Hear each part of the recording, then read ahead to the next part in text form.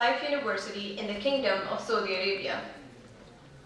In charge of the PhD in English program at the Department of English at Air University in Islamabad, faculty member at the American Language Institute in Doha, Qatar, and faculty member at the College of Electrical and Mechanical Engineering of NUST. Dr. Inayatullah is currently working as Associate Professor and Head of the Department of English Graduate Studies at NUML, Islamabad, where he teaches literary theory, 9/11 fiction, post-colonial literature, modern poetry, and American literature. Please welcome Dr. Inayatullah on stage.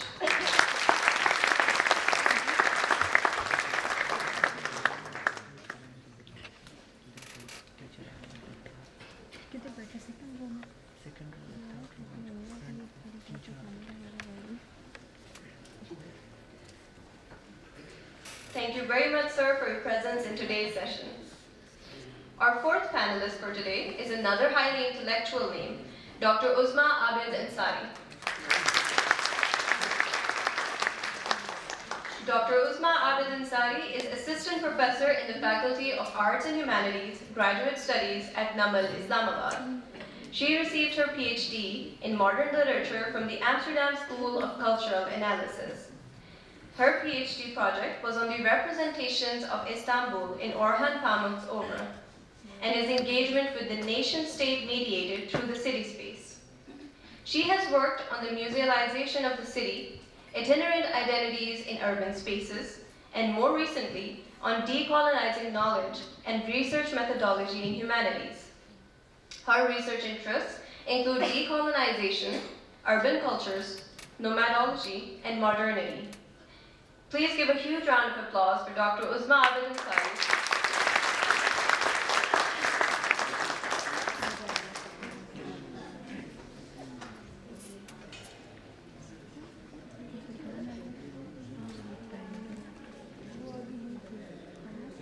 Thank you, ma'am, for joining us today. These are the wonderful panelists for this literary talk show. And now, most important, the moderator for this talk show is our very own and very scholarly Dr. Rabia Amir. Dr. Rabia Amir is Assistant Professor of English at the Faculty of Arts and Humanities, NUML, Islamabad, an HEC-approved supervisor and former awardee of PhD Research Fellowship at the Department of English and Comparative Literature, Columbia University. Examining the environmental ethical concerns in the literatures of Kashmir and Palestine as her doctoral research project, she has a teaching experience of more than 20 years at different levels and is a recipient for the Best University Teacher Award of the year 2021-22. With her well-cited publications and presentations at numerous international conferences, she also contributes poetry to magazines and anthologies. Dr. Rabia has experience of conducting various faculty developmental programs, moderating several talks, and doing several voiceovers for documentaries. Her recent contributions include book chapters and a petite poetic memoir about the times of her growing up in Lahore. And her upcoming book, Environmental Ethics, Life Narratives from Kashmir and Palestine, is due in early 2023.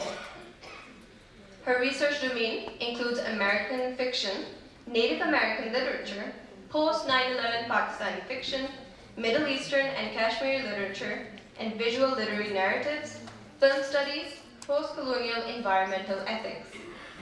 Thank you so much for joining us, ma'am. Please give a huge round of applause for our moderator. Over to you, Madam Rabia. Thank you so much, dear. Assalamu alaikum, my esteemed colleagues and my dear students. ELS brings to you a refreshingly interesting talk show entitled Genre and Crisis. Well, our very own cousin in Penguin Dictionary of Literary Terms define genre as, I quote, genre, he writes, a French term for a kind of a literary type or class. The major classical genres were epic, tragedy, lyric, comedy, and satire. You must all be familiar with all these. To which would now be added novels and short stories, he writes. From the Renaissance until well on into the 18th century, the genres were carefully distinguished, and writers were expected to follow the rules prescribed for them. In contemporary times, the literary and the non-literary genres have increasingly resisted the closure of their boundaries. Most of the literary genres have thus become restrictive in that they apparently refuse to provide form and direction to both creative and reading processes. An erasure or a blurring of the genre boundaries is happening that might fit into late capitalist priorities, but it has raised vexing questions on the conventional purism of genres and their authority. Likewise, it is at once disconcerting, liberating, and intriguing to think that contemporary readers are in for negotiating this fluidity, and it calls for attention. So therefore, it's going to be an exciting event, everybody, and I must say, thought-provoking session also. So without much ado, we are going to start, and we will ask 2 rounds of questions to our worthy panelists, and followed by a question-answer session, which is going to be with you. So shall we begin? All right. So my first question to our first panelist, Dr. Inayatullah, is that what has in fact happened in contemporary times that has thrown this literary genres into a crisis? Thank you. Okay, thank you, Dr. Rabi Ahmed, for the introduction to today's session. And before I proceed, I would like to thank the English Literary Society for arranging this session on such an important topic. And I would also like to welcome our honorable guest, Dr. Rusa Kamal from Islamic University, for taking out time out of her busy schedule. All right, so first I will try to unpack the topic for you, genre in crisis. When you watch a superhero movie, what do you usually expect? You usually expect that there will be a superhero, not just a hero, but a superhero with some traits, some abilities and capabilities which we do not usually associate with ordinary men, ordinary people. For example, Captain America. And then you expect that there will be fight going on, there will be clashes, and that superhero will come to the rescue of human beings. This is what we associate with superhero movies. But why do we do that? Similarly, when there is a dystopian fiction, a piece of dystopian fiction, what do we expect there in that case? Or for example, in a post-apocalyptic movie, a movie that shows us a post-apocalyptic scenario, we usually associate certain traits with that movie. We feel that there is something that went horribly wrong because of an experiment that went wrong, a scientific experiment, or because of, let's say, climate change, or because of any other reason, but something went terribly wrong and human beings, their survival was badly shaken and all that. Now these 3 different kinds of texts or movies have I mentioned. First, superhero, second, dystopian, third one is post-apocalyptic. When you hear of Captain America, when you know about a kind of movie that is like that, you associate certain traits with that. Why is that? Because they belong to that particular genre. That is a category in literature or literary studies that you associate certain qualities with that. For example, let me make it simple to you. The first categorization that came of literary texts, that was with Aristotle, because everything was considered as poetry at that time. He categorized poetry into three branches: 1, tragedy; 2, comedy; and 3, epic. But this categorization didn't stay there forever. with the changing condition of human beings and with the changing circumstances, there was a lot of addition, deletion to these categories. And the process went on, and now we are in the 21st century. Whenever a change was made into a category, I mean genre. Now, if you ask me what are the genres that we have right now, there is this book, 30-second literature, 30-second literature, and they enumerate as many as 34 genres in fiction, genres in literature. There are some genres which are pure, some which are hybrid. By pure we mean, let's say, poetry, and then we have drama, and then we have fiction for that matter, or prose. So it's been a continuous process. There has been a trend that prose and poetry were mixed, and we usually associate it with the current age or the present day. We say this is prose poetry or Nasri Nazam for that matter in Urdu, but that didn't happen today. In 12th century, Hogarth Bologna, he for the first time came up with the concept of prosimetris. In 12th century, remember, this is how they played with the categories. Prosimetris, prose for prose of course, metris of course for poetry, in 12th century, remember, way back. And in that, by prosimetris they meant that a kind of literary text that can carry sections from both poetry and prose. So can you see how the standalone category or genre was given a dent at that time? And not only that, the very famous Italian Dante Alighieri, his very famous The Divine Comedy of around 14,000 lines, that's considered as written in first person. That's considered as a long poem, a very long poem. But have you ever noticed that there is a lot of prose in that as well? And then we come down to, let's say, 1780s, William Black, The Marriage of Heaven and Hell, The Marriage of Heaven and Hell, 1780. Again, genres were mixed. And there you see that there is a lot of poetry going on, and in the middle there is prose as well. So it's a mixture of both. So the kind of strict categorization that we usually associate with genres, that's not that strict. And when we say that, so it's been going on and on. And the title that suggests as if genre is in crisis.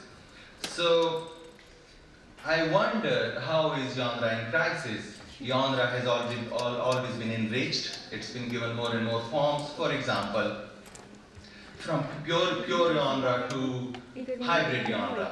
For example, tragedy is one genre and comedy is another. Tragicomedy is then a hybrid genre that we have. Documentary is completely non-fiction, but then fiction is of course fictional. Docu-fiction. So what do we do in that is that we make a documentary, but there are certain things that we cannot find happening. We cannot find happening place in real life world. So what we do is, in order to make that documentary impactful, we make, we present a fictional portrayal of those events, of those parts of those things. So when we say genre is in crisis, it means its existence is at risk for that matter. It means we are associating certain things with the genre which it won't like for itself. For example, when free verse came into being, when people started using free verse and all the metrical composition was done away with and all the rhyming scheme and all that was done away with, because this is what free verse is. When there is no meter and no rhyming scheme and all that. A very famous poet like Robert Frost, he says that writing in free verse is like playing tennis without a net. And then you see how successful free verse has been. It's been making rounds, and people sort of look down upon poems nowadays which follow the metrical composition and all that. So free verse is the is the need of the hour that we have right now. Now, so I personally don't feel that genre is in crisis. It's expanding with every passing day. For example, how many of you know doodle fiction? Doodle fiction. One of the categories in 21st century, doodle fiction. How many of you have read The Diary of a Wimpy Kid? That's one example of doodle fiction. Because doodle as a font has been used in that. Doodling is an activity, doodling is an art, and we are in 21st century, and this is a kind of enrichment that we have towards genre. A completely new genre has emerged all of a sudden. And then we have this coming of age novel, coming of age. This was, I don't think that was there before 1960s, coming of age novel. And then young adult fiction, fiction that talks about the issues which are pertinent to or exclusive to people between the age of 12 and 18. People between the age of 12 and 18, young adult fiction. That category came somewhere in 1980. So can you see, from Aristotle to Hergaf Bologna, to William Black, to young adult fiction, to hybridization of genres. So genre has been on the route to enrichment, not to extinction. So I don't feel really, to be honest, that genre is in crisis. All right, because it has responded to the emerging trends, it has responded to our needs and all that. Another example, microfiction, all right, and then flash fiction. On the one hand, we have microfiction, which can be as short as 100 words for that matter. And on the other hand, in old days, we had Paradise Lost, comprising of so many books. Dante's Divine Comedy, 14,000 lines, and then William Black's text. With the passage of time, we know how busy human beings have become, so we then go for splash fiction, we then go for flash fiction, microfiction, and all that. Now let me take you, and then you will be asking for a reason for that. What's the reason for that? Why do authors and poets and novelists and short story writers do that? I would like to quote Victor Shklovsky's art is a technique. He was associated with this Russian formalism, and he wrote this essay, Art is a Technique. Now what he says there in that essay, that may be an old essay, but that still holds water. He first of all differentiates between the language that we use in an ordinary life and the language that is used by poets. And as the title suggests, art as a technique, he says that art is a technique. Now what is that technique? Where does it come into play? It comes into play when you try to make similar things unsimilar, or dissimilar, or familiar things unfamiliar. And he says that this is what then makes the difference. This is how you give literariness to issues which are so ordinary in life. And then he says that, for example, and I would explain it, this isn't what he says, I'm explaining it. He says that, for example, you, in ordinary life, in everyday life, you have to reach from point A to point B. Now, in ordinary life, you will go straight from point A to point B and the story ends there. But an artist will take you first from point A to point B and then to point C. So instead of displacement, he is taking you through that. Now, why do artists do that? He says that by means of poetic devices, a poet will make familiar issues unfamiliar to you. And then he will try to create ambiguity by means of using words with their second or third meanings. So when you read them, you do not stop there and then. You come back to them again, to have a look at them again. And this is how then familiar things are made unfamiliar to you, and this is how then the concept of defamiliarization comes into existence. Defamiliarization. What do poets usually do, or what do novelists usually do, irrespective of any genre that we talk about? The things that they talk about are familiar things, but the way they say it, that then makes it defamiliarized, and that is where literariness comes into play. It's very similar to what Saif later on then says, "Andaze bayan rang badal deta hai Saif," and all that. So have a look at any couplet in your own language, in Saraiki, in Pashto, in Urdu, in English. It's stuff from ordinary life, but this is how then they defamiliarize it. And where are these genres then? They are, so whatever text or whatever movie you watch, that of course falls into one category or one genre. I'll give you one example, just one example from microfiction. This incident of Army Public School happened, and you know, innocent kids were killed and all that. Now here is a mother who then, of course, the feelings of a mother are expressed in literary language. There was this online platform, Terribly Tiny Tales, TTT, which, you know, then of course published these pieces of microfiction. Army School incident happens, everyone knows about that, we talk about that. Now have a look at its artistic portrayal. My chest hurts, me. Allah, now this is the girl who's going to school, and then the mother replies. Now the girl says, my chest hurts, me, and the mother replies, Allah will punish you for lying, go to school. Years have passed, her chest never stops hurting. Now, first of all, you will come back to it again and again, and that will remind you of that. One other example of microfiction that may sound perhaps on a lighter note.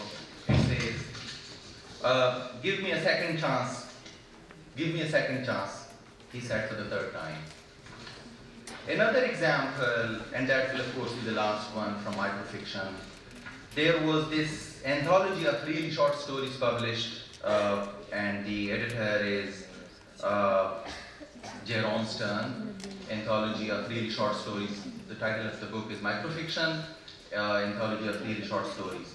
I would read out just one example from there, and it's titled as A Gentleman's C.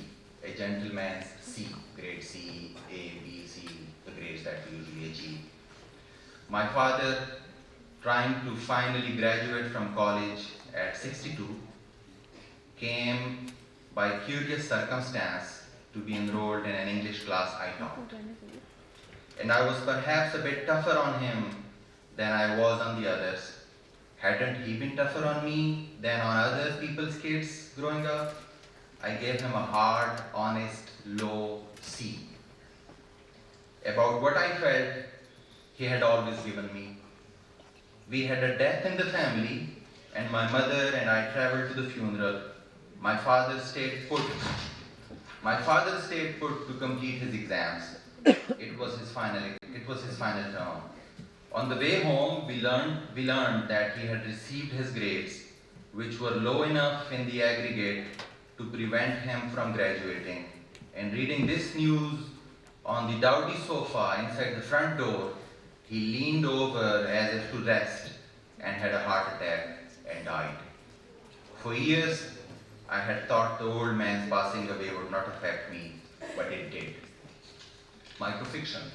Now bring it in comparison to any of the longer texts that the other genres will provide you. So equal in quality, equal in content, but different in style, different in tone, and different in its arrangement. So this is how it is. Every genre stands as a category, and every genre offers us something new. And every genre has a different readership. Children's literature, you know, that's for a different category. Science fiction for a different category. Everyone must have watched Divergent. Now, where do we categorize it? Can we place it in just one category? I don't think so. It's fantasy, it's dystopia and all that. So the hybridization of genres has taken place, and I don't think there should be any problems with that. If we do not have any problems with that, and if genres are on the rise, they are increasing with every passing day, we cannot say that genre is in crisis. That's all.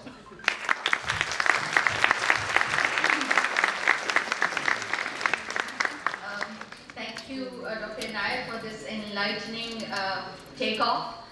And he's saying that it is like enhancement of the genres. And if we are hybridizing it, there is no problem. Well, if there is no problem, we can say that there still can be, this is one aspect, but the other aspect is that, like you also said, that the genres, they are, some genres are fixed for certain things, taking poetry would be poetry, and prose would be prose. But this blending, or this amalgamation, or this crisis, whatever we call it, Dr. Usma, my second question would be to you, that which genres do you think are the beneficiaries, let's say, of this crisis, or whatever we can call it?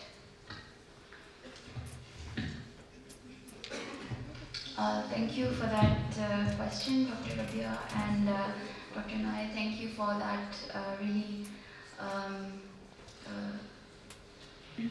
that really informative and kind of visual explication of genres in fiction and perhaps other hybridized genres.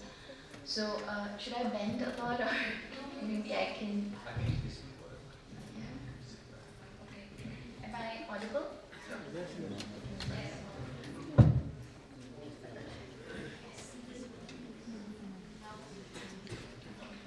Thank you. So, problems of a short person, I guess. Okay, so before I begin talking about what I feel is the genre which is the most in crisis because of this this new or post-structuralist or post-structuralist trend in hybridizing categories and genres. I want to just, for the clarity of my own mind, I want to distinguish between two types of genres themselves.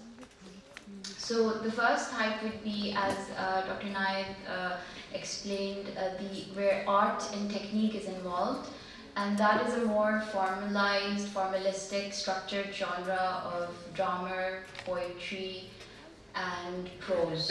So these are broad definitions of genre in literature, in literary productions. And so historically, if we historicize this a little bit and contextualize, historically I feel that the most popular genre before the advent of the modern age during and after the Renaissance was the drama form and the epic poetry. So this was the most popular form in the sense that it was a very artistic depiction and representation of mythology, folklore, and we have the example of Greek drama representation of social issues in drama. So it was much more structured and formalized.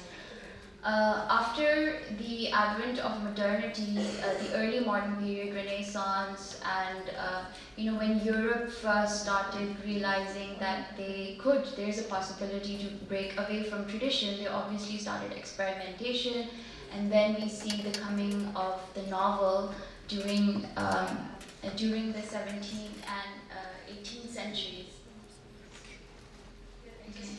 Okay. Should I keep speaking? Yes, you can. I'm fine. I can just, yeah, I can just, yeah.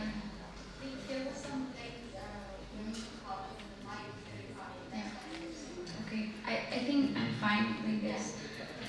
So, so the novel form in literature it's a product of the modern age itself. So it's a very modern and novel form of expression, human expression in literature. And with the 20th century, the technological changes that have been brought in society, the changes that society has gone through historically during the 20th century, and then we're witnessing in the 21st century, as you've just heard about microfiction, and how in the virtual world, the cyberspace, there is a lot of fiction available that is experimental, it's encompassed and encapsulated in so many innovative forms. So I feel that the genre that has benefited the most because of this crisis, so-called crisis, would be the prose fiction form, fiction. It has benefited because human beings, they love stories. And how you tell a story and how far you can experiment with storytelling, it just makes it more exciting and more thrilling. So in that sense, fiction has seen a lot of experimentation in form. And therefore, we have, and obviously this development has not gone unnoticed by the media industry. So that is why fiction is no longer just the premise or the territory of the publishing world or print media, but also cyberspace and cinema and television. They have taken on this responsibility as well as the pleasure of telling stories, because telling stories, it's a very powerful tool in someone's hand. And so this is the age, the postmodern age and the posthuman age basically is the age of new media technologies and how people experiment with that.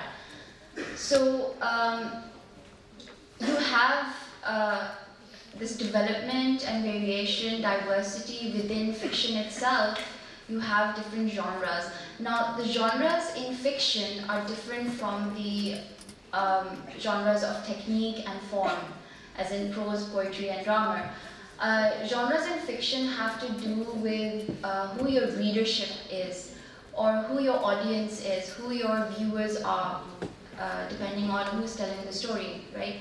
So it's all about creating a niche market. And so, like, talking about adult fiction and chick lit, coming of age stories, they cater to a certain readership, which ultimately becomes a niche market for a publishing house or a media house. And so it's all about who's making money, and also the very powerful and it's actually giving power in the hands of someone that they are able to tell their stories. Because stories carry ideas or seeds of ideas, and it's very easy to plant these seeds in a reader's mind through telling a nice story, a good story.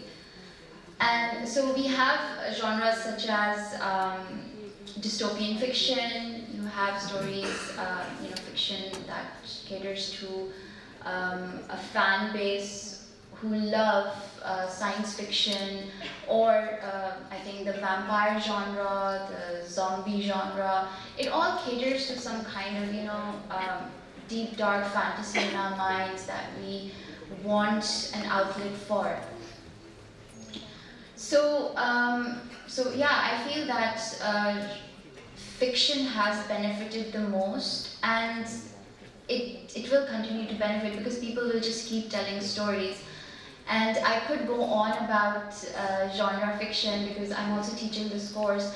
So you have genre fiction, which is about basically the concept is based on how bookstores categorize their books. So there are travelogues, there are mystery novels, detective fiction, science fiction, there's manga, comics, there's gothic fiction, there's cyberpunk, steampunk.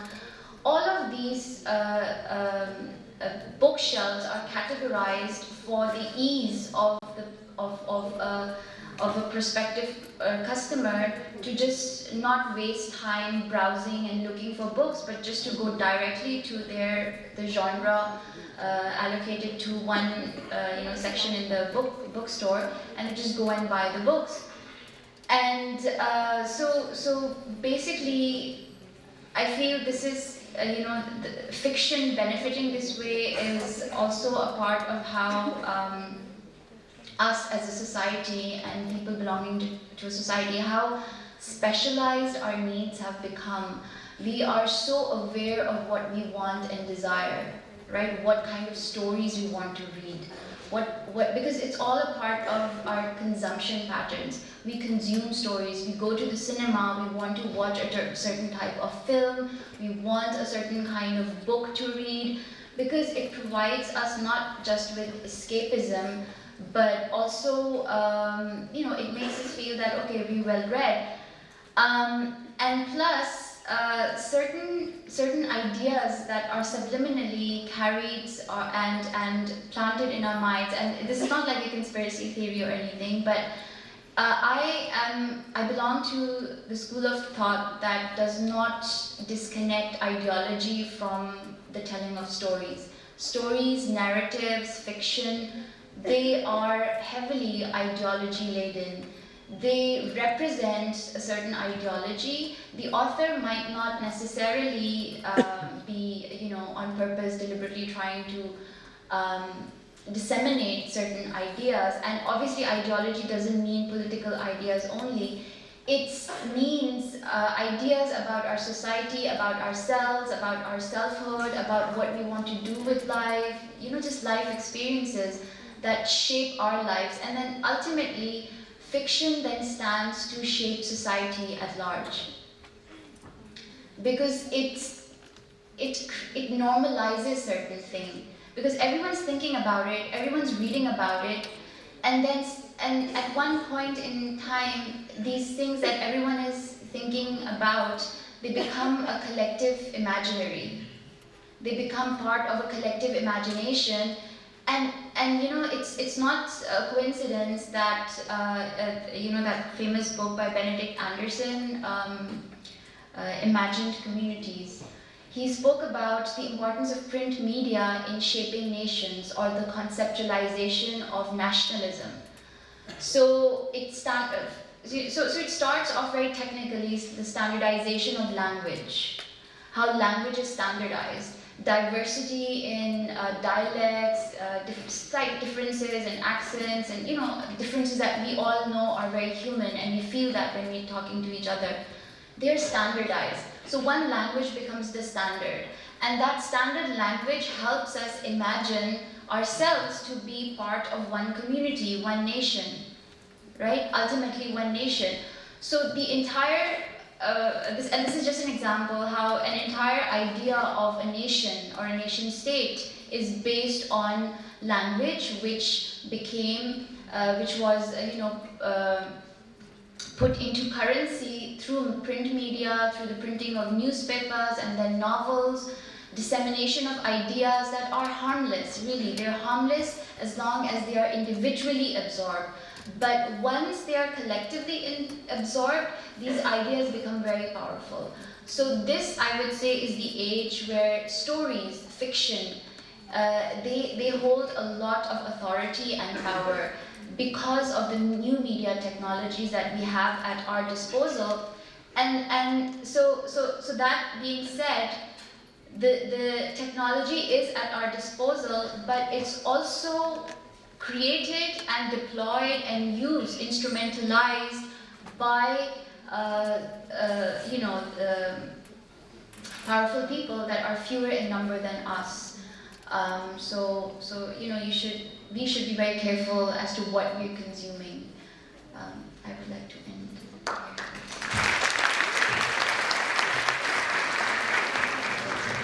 Thank you, Usman, Dr. Inayat. I think by extension we can say as you said, the beneficiary is fiction and the telling of stories. And can we also say, and I think it can be also extended to that it is flash fiction. May that be in visuals, may that be in the reels that are being made, or something like that the society is consuming in that manner. All right. So, Dr. Arusa, thank you for being here. I'd like to ask you this question that since Pakistani Anglophone literature has not aged much, is it still living with its generic essentialism, or do you think in some ways it is transitioning to genre equivocation? Okay, thank you so much, NUML, the organizers, and Dr. Sevgat for having me after so long. And I'm currently working on my 2 monographs, so my mind is absolutely somewhere else, but I'll try to respond to the question. To be very honest, Pakistani Anglophone literature to me has evolved tremendously over the last 2 decades. From realist fiction to historical metafiction, from life writing to graphic novels, drama, poetry, comics, and currently an amazing work is being done in a genre that we generally call speculative literature, which is an umbrella term for all the terms that we have come across just now. We have utopian, dystopian fiction, we have apocalyptic, post-apocalyptic literature. Then we have science fiction, we have chick lit, we have gothic. You just name any genre, there's a lot that is being done currently by our wonderful writers. I think what is important to notice here is that our writers are weaving very interesting and intriguing tales in the futuristic world, albeit to discuss the issues related with contemporary life, to deal with the problems and issues and shortcomings of our present-day realities. So there is one general perception probably among the readers of literature, especially when we talk about the popular genre or speculative genre, which are used simultaneously sometimes or synonymously, that probably the contemporary writers are dealing more with, and because speculative literature is an emerging genre in Pakistani literature, and it is, there is a boom, I think in the last 2 decades there is a boom of post-9/11 literature or fiction, but now I think there is a boom of speculative genre, and you have so many authors starting from Osama Sadiq to Usman T. Malik, and then Sabine Javeri, and then we have Sadia Khatri, Samisha, Mohsen Hamid. There are so many writers. So whatever stories and tales they're creating in the futuristic world, they're not divorced from the realist issues.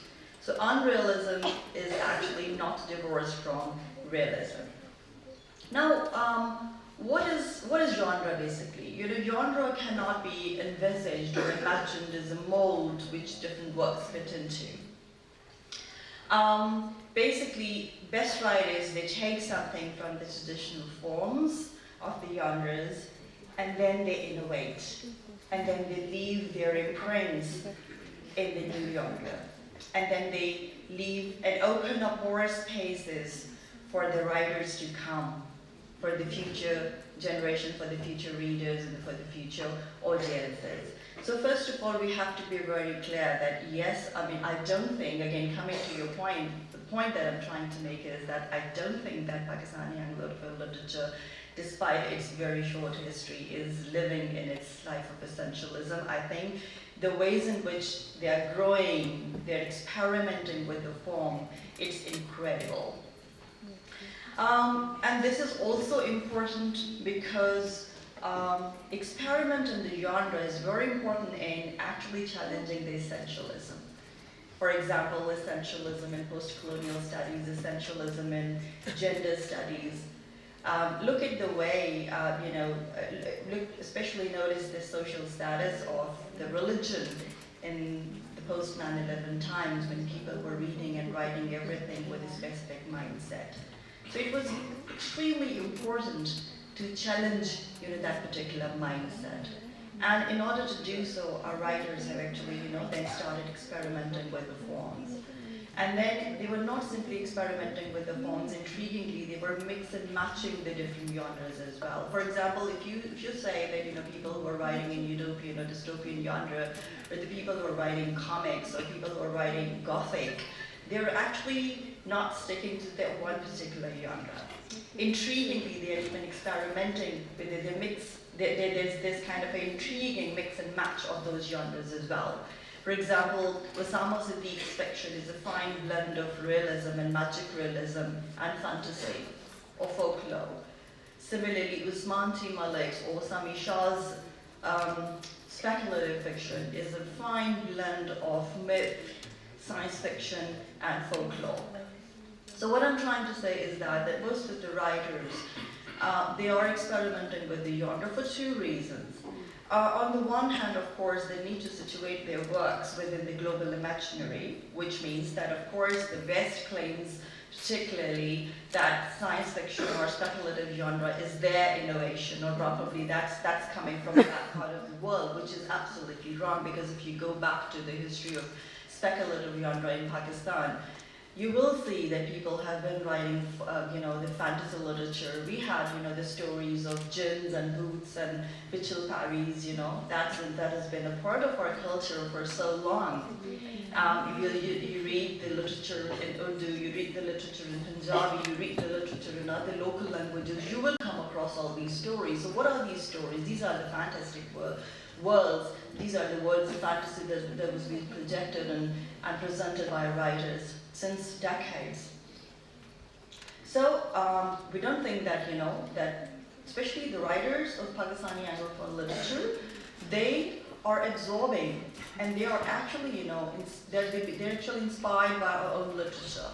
Okay, you can say that they are inspired by Pakistani literature tradition, they were inspired by South Asian, again by extension, and then, if you expand it a little bit more, you can say they're actually inspired by Persian and Islamic or Muslim literary traditions, because these have been the pet, issues in our culture.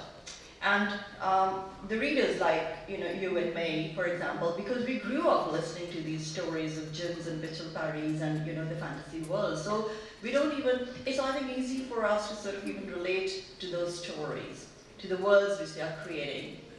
And then, they are opening up spaces for further experimentation. But, for example, if I just give you yet another example, that then, in the West, people are actually, they're actually now talking about robotics, they're talking about cyborgs, they're talking about artificial intelligence, and all that kind of stuff. Yes, in societies like Pakistan, because we are still kind of, to some extent, lagging behind, the world of artificial intelligence and that kind of stuff. But intriguingly, what is the purpose of creating this future world of the Pakistani Anglophone literature? Because they're even, for example, situating them within those artificial intelligence and the world of science and technology. And that is why I've just given you the example of Sami Shah. For example, if you read a story, there's a fine blend of, on the one hand we have, drone technology, on the other hand we have jinns. So what happens when the two interact? So supernaturalism is blended with the drone technology.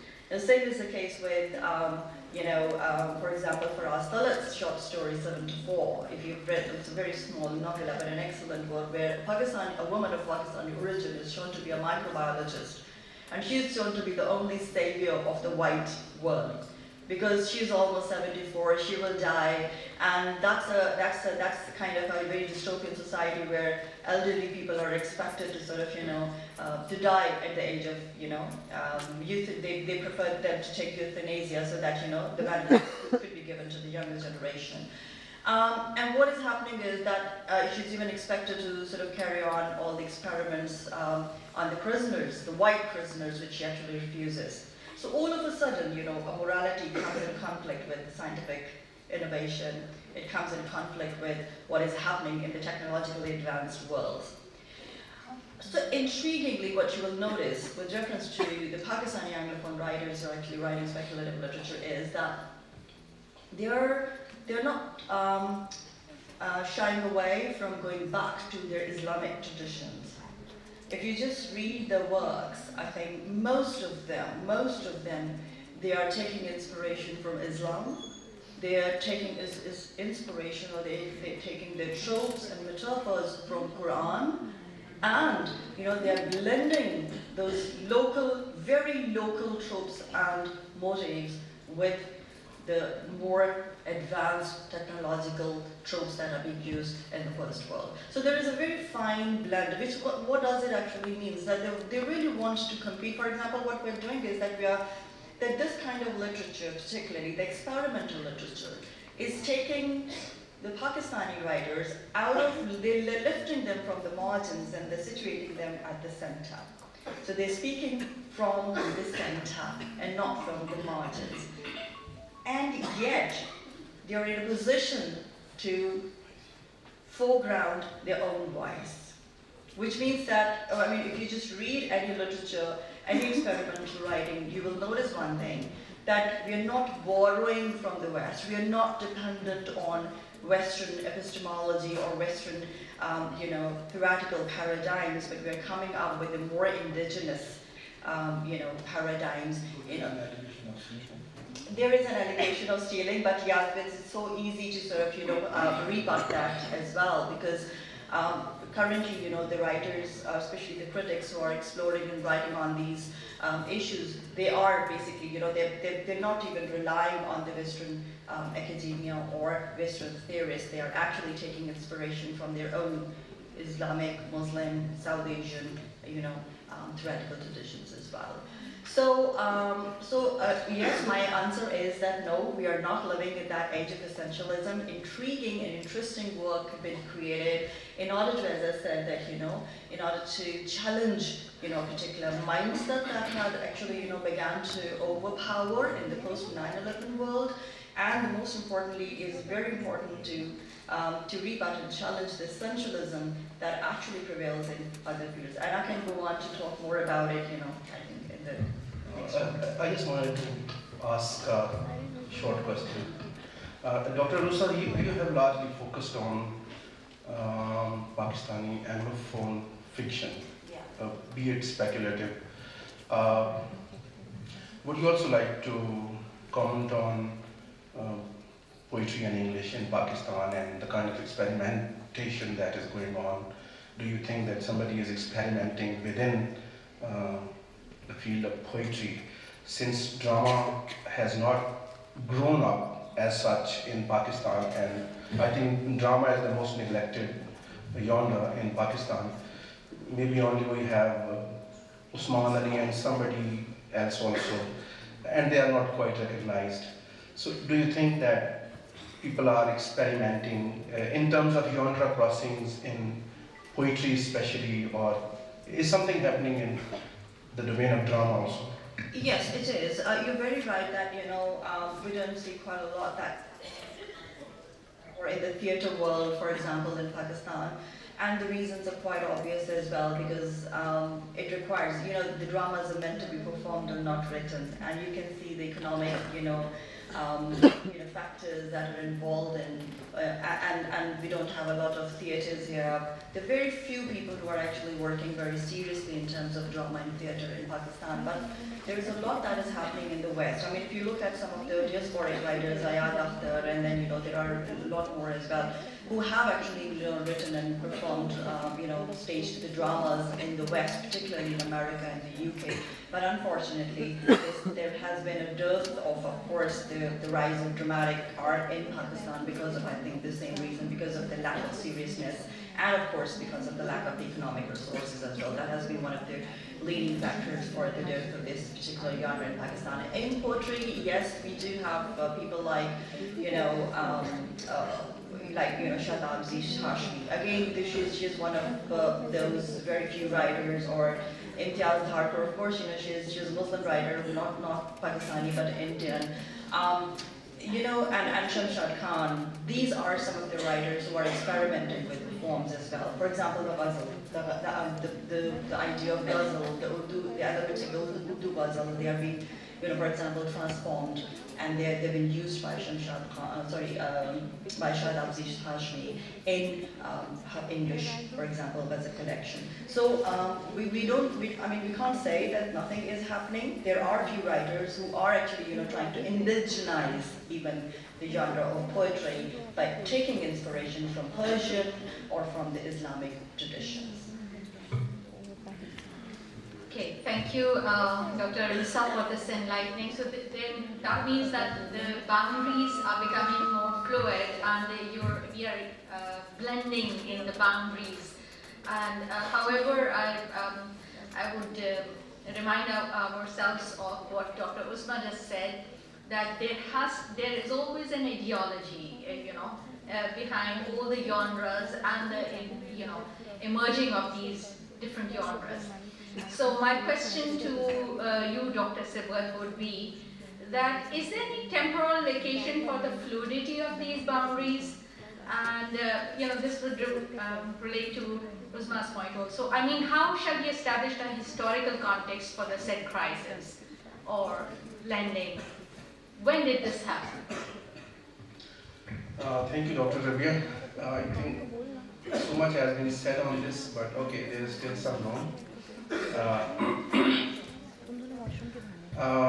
In the first place, I think these genres in the current condition, they sort of are shy of being historically located, or this historical or temporal situatedness, they are shy of that. But still, for our understanding, or for the understanding of our students, I think we need to have this quick, historical perspective of how that happened and when that happened. I'd also like to go back to Dr. Inayat's a very important point as to whether genres are in crisis or not. I think he has looked at this from a very interesting and important angle. That genres are probably not in crisis, they are just growing up. Since this title, Genres in Crisis, we had to come up with some title. So this is kind of open level playing field for everything to be said on this. So he's very right when he says we have also got to explore whether the genre is in crisis or not. So, and all of this is happening because of this thing, because we are trying to see if the genre is in crisis or not. So that is an important point that he has raised in the beginning. I think in order to situate this this so-called genre crisis or genre crossing or genre fluidity, we have to quickly look back at the Greek times and then come back. I would like to look at this in terms of 3 points. That is the establishment of genres, their formation, that started off with the Greek times, and then the ages that owned genres, and then this genre fluidity. So we can see, for example, that drama originated, we all know when we teach drama, We say drama originated in poetry contests, in Dionysian festivals. So somehow drama and poetry had this symbiotic relationship right from the beginning. So we know that two genres, poetry and drama, were there when Sophocles was writing plays and Euripides and Aeschylus, when they were writing drama. In fact, they were engaging with both these genres, poetry and drama, because drama was written in poetry. So somehow this symbiosis between drama and poetry went on, and probably it is because of this thing what Dr. Uzma is referring to, that fiction was feeling jealous of this. So fiction started benefiting, becoming beneficiary of the crisis whenever the crisis happened. That is why now fiction dominates. So this is like on a lighter note. Then we see Aristotle defending poetry in the beginning of Poetics. So when he defends poetry, after Plato's allegations, it means he is trying to delineate the contours of poetry. And then after defending poetry, he gives us details of how to write a tragedy and talks about the 6 constituent elements of tragedy, and in fact gives us a very formal kind of template of how to write drama. So this template was in place for like 4 centuries. We could not get rid of Aristotle unless maybe Arthur Miller wrote that essay, Tragedy and the Common Man. And he tried to show that even a common man like a salesman can become a hero of a tragedy. So we don't need Aristotelian specifications in order to write drama. And that is why we see that when we read Pinter and Beckett, and when we read Tom Stoppard, and when we read Brecht, we are not talking anymore of Aristotle's poetics or the way he wanted us to look at drama. That is why I would say that Aristotle, and when I say Aristotle, I want to say that it were the critics of literary genres who started playing gatekeepers of genres, and this gatekeeping role of genres went on from the Greek times down to the end of 19th century. Only then maybe there was a transitioning that happened. And then we have Philip Sidney. He once again defends poetry. So poetry at least is getting established as a genre. No one at least thinks as to whether poetry is a genre or not, because poetry is being established like that. Then, to authenticate it further, Dryden writes an essay on dramatic poesy. So he's favoring both drama and poetry. So the critics in fact, they were contouring the fixtures around genres in these times. When Johnson wrote Preface to Shakespeare, he was establishing Shakespeare as the first important dramatist, and that is why there was no question about whether drama was a proper genre or not. So it was there, it was established. So in this fashion, at least we already know that epic poetry, and Dr. Inayat has talked about it, Dr. Uzma has talked about it. So apart from those genres, we had poetry and drama in place in a very authentic fashion. And then on top of that,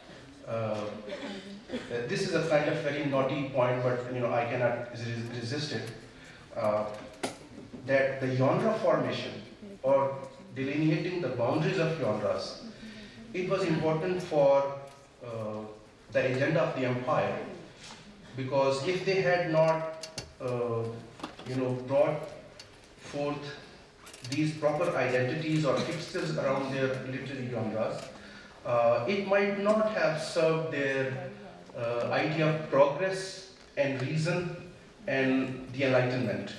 That was helping British Empire out. So at least we can very conveniently say that the genres were established. Then we have age of drama. That is also called the age of Shakespeare. So who questions whether drama is a genre or not. Then we have the age of restoration comedy. So we know that restoration comedy is drama. Then we also call it the sentimental comedy. We also read Sheridan's The Rivals. And then we have Age of Milton. The Age of Milton because he wrote Paradise Lost. Paradise Lost is a famous epic, and that is in blank verse. And then we have Age of Romantics, the romantic poetry. So poetry is further getting established. And mind it that these genres, if they were delineating these fixtures or these borders around genres, all this was serving the empire's agenda and the Enlightenment agenda. So when the world wars brought or spoiled the game for the Britishers, only then probably these chinks started developing in the strong armors of genres, and that is what we see from the 20th century on. I mean, things started going downhill in terms of this so-called crisis that started developing. So I would say the third stage, coming to your question, as to when did this thing happen?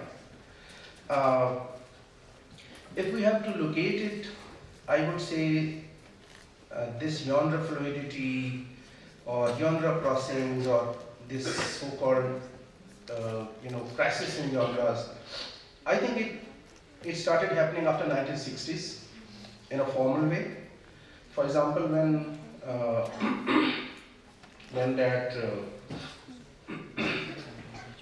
that poetry collection, the Maximus poems, I think it was written by, because these poems were written in all kinds of genres, poetry, drama, prose, non-fiction, everything was in, I don't know what is, I'm blanking on the name of that, Maximus poems. And he also theorizes postmodern poetry also. And then I should be referring to Linda Hutchins' essay, Theorizing the Postmodern. Since postmodernist elements started creeping along after 1960s, she formally mentions this thing that it was no more possible after the 1960s and probably especially in the 1970s to hide behind the self-contained boundaries of different disciplines, because disciplines and genres are flowing into each other. So she refers to Alice Munro's Alice Munro's short story collection, I think, The Wives and Girls, or she also refers to Ondaj's very important text that is Coming Through Slaughter. So Michael Ondaatje. So Coming Through Slaughter is both a long poem and a novel. Then you can see The Name of the Rose by Umberto Eco. Umberto Eco, he experiments a lot. So he uses, 3 different registers: the literary and the historical, the theological, and the popular cultural register. So when these things are happening, then he refers to Death in the Canes, that documentary that experiments a lot with different genres. So this genre crossing or this genre fluidity, or you may call it, they also call it genre busting. So this started happening around 1960s onward and 1970s in the current sense of the word. But as Dr. Inayat has referred to different occasions, one should say, when this genre crisis was happening, you can check back at William Blake and many others when they were also trying to cross the boundaries of genres.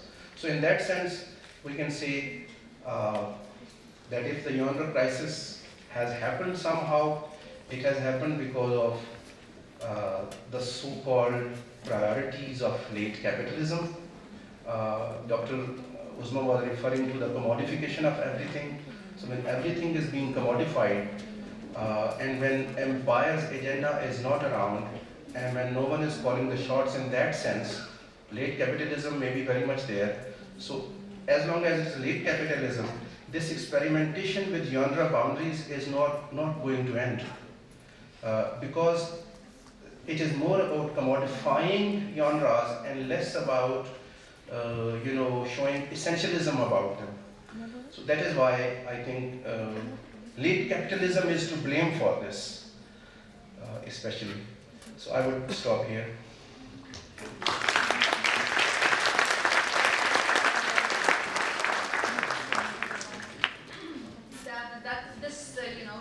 Your answer actually makes us think, or we should think about not just late capitalism, but also about whether really the empire is no more there, or what has replaced the empire, and hence the commodification and all, right?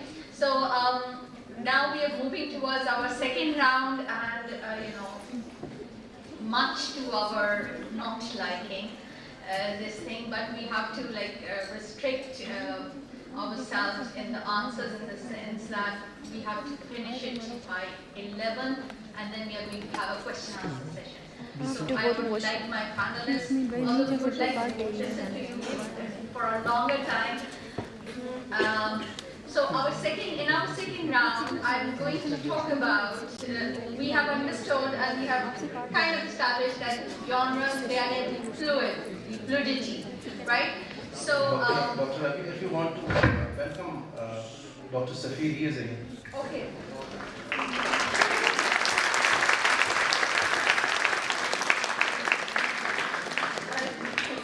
Welcome, Dr. Safir, to your own home.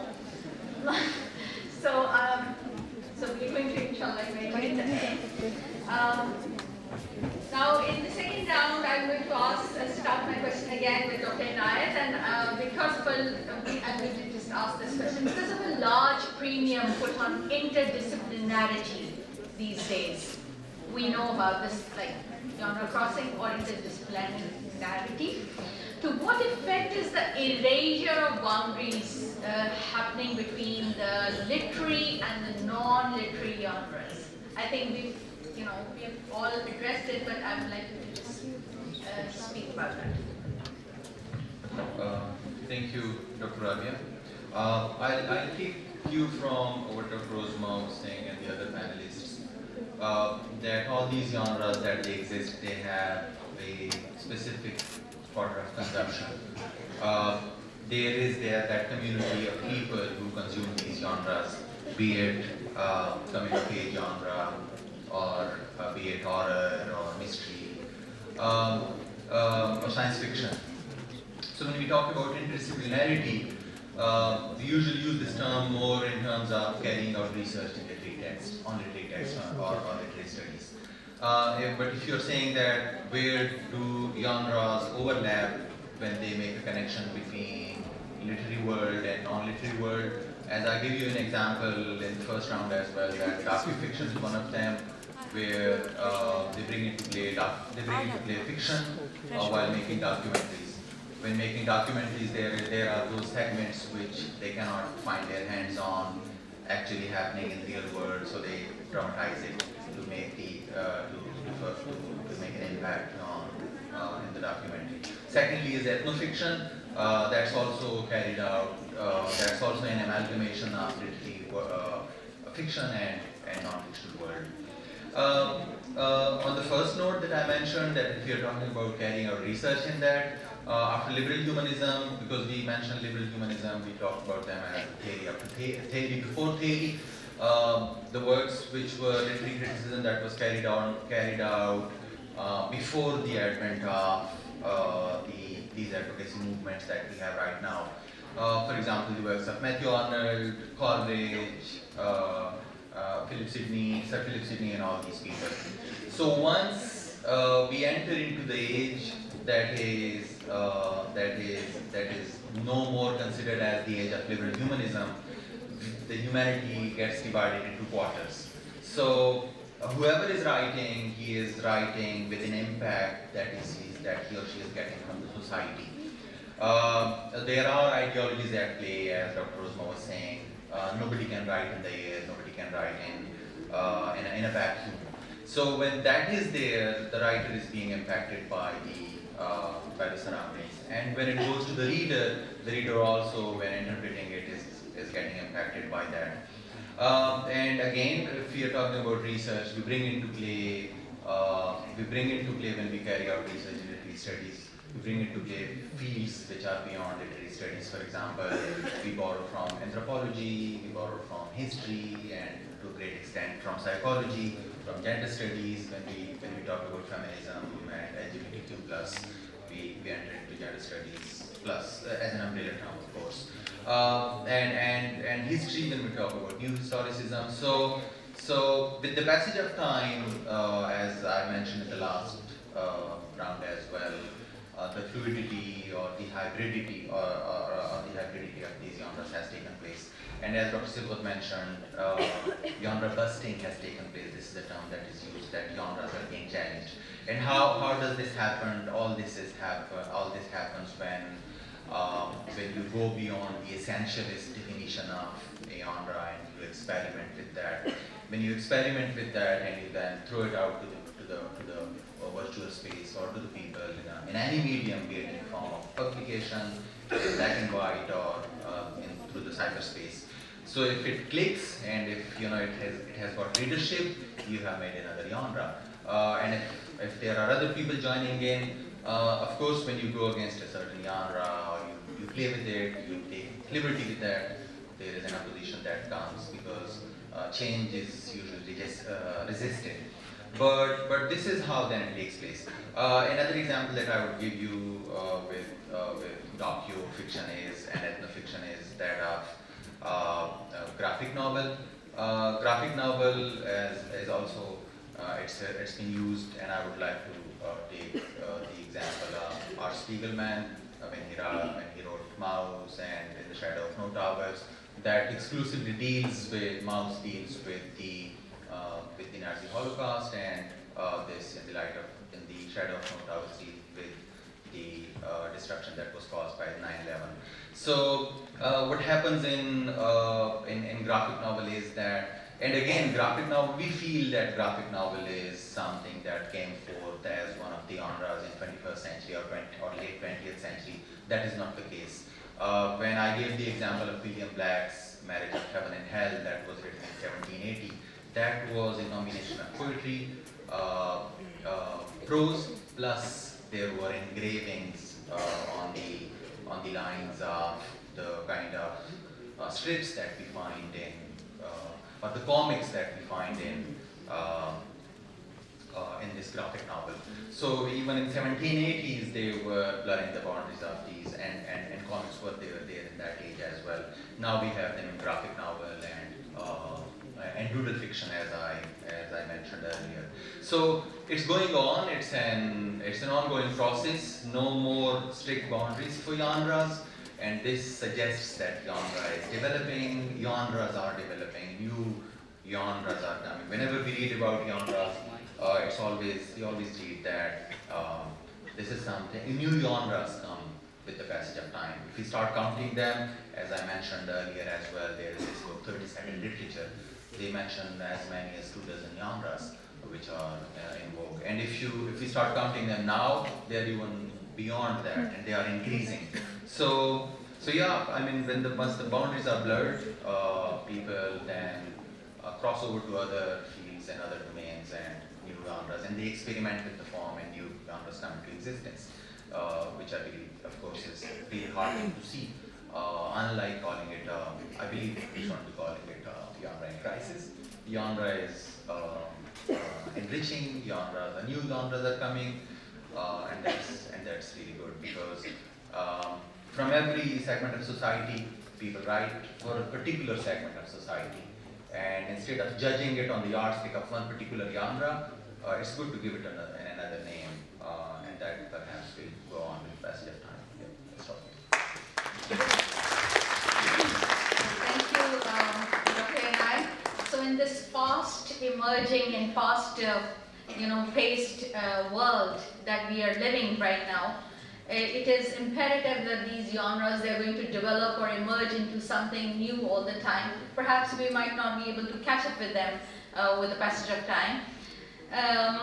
My question to you, Dr. Usma, is that in this time of emergency, we can say, it would be remiss of me if I don't engage with the virtual and the celluloid, right? So something, or cellular lacuan, as my students would know. We witness a lot of genre crossings in the celluloid and or the virtual world. So how would you expand on this, please? So, yeah, I would give a more like a cultural studies perspective of this, and so genre, like in my previous explication, I explained was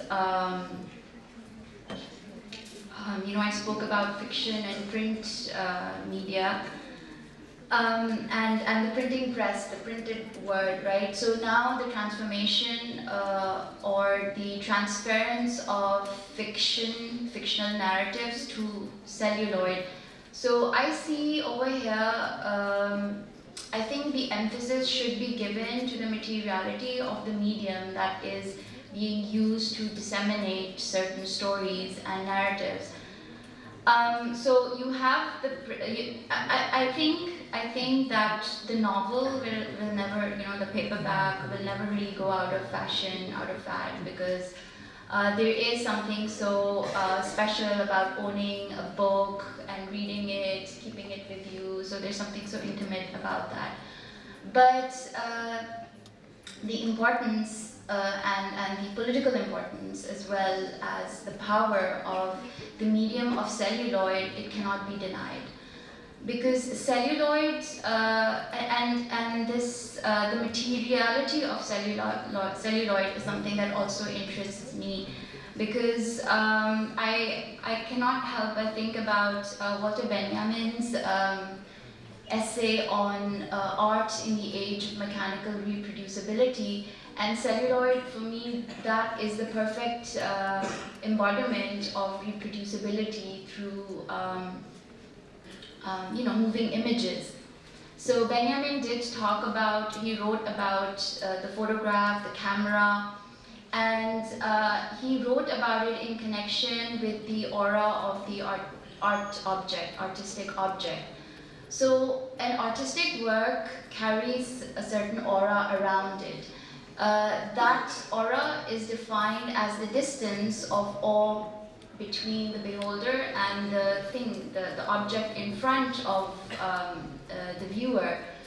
So in this age of mechanical reproducibility, we have lost that aura pretty much. And so I think the question we should be addressing is, to what extent can celluloid carry these stories that we so crave? And the fact of the matter is that genre, and I'm over here talking about genre fiction, different genres of stories that we are all discussing here. They are also carriers of a moral code that each of us understand. And in celluloid, what happens is that two things happen. First of all, the dissemination and reinforcement of a certain moral code. Societal structures are reinforced, or they are just and also embedded with perhaps new ideas depending on the political economy behind the production process of the film, of the narrative, right? And then also, being the silver screen or television, that helps in the democratization of this moral code and ethics, and then other societal and cultural values, right? So democratization is a good thing, yes. we all are, there's unity, the building of community, the importance of voicing the common man's problems, issues, because at the bottom of the pyramid of the societal structure, that's the heaviest, and the broad base of the common man and their problems. It's so important to talk about them, to tell each other stories, and all that experience is so important. But nevertheless, the medium of the celluloid itself, for me, translates into another, postmodernist thinkers' evaluation and critique of this age. Guy Debord's Society of the Spectacle. So the spectacle is so important, and the spectacle, by definition, is very, very superfluous. It's shallow. It has no depth.